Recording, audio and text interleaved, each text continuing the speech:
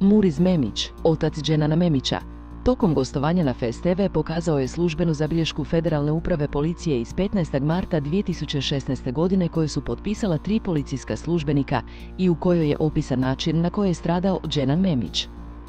Istraga protiv Dalide Burzić je obustavljena te je jedino Alisa Mutap ta koja je izdržala kaznu zatvora.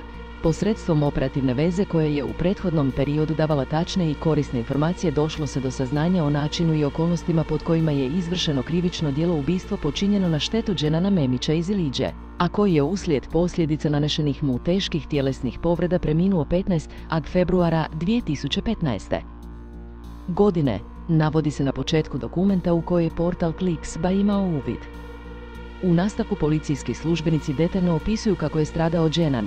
Dana 8. februara 2016. godine ubijeni Memić, Dženan se nalazio u društvu svoje djevojke Alis Mutap u ulici Velika Aleja BB, općina Iliđa, gdje je tom prilikom po navodima operativne veze od strane Alisinog bivšeg momka zguran vozilom prema drvetu, uslijed čega je ostao gotovo ukliješten između drveta i vozila, nakon čega su iz vozila pored tog lica prišla još 2 za sada nepoznata lica njegova prijatelja, koji su skupa sa njim bejzbol palicama više puta po glavi i tijelu udarili Dženana Memića i njegovu prisutnu djevojku Alisu Mutap, nanijevši Dženanu teške tjelesne povrede od čijih je posljedica naknadno preminuo 15. februara 2016. u Kliničkom centru Univerziteta u Sarajevu, navodi se.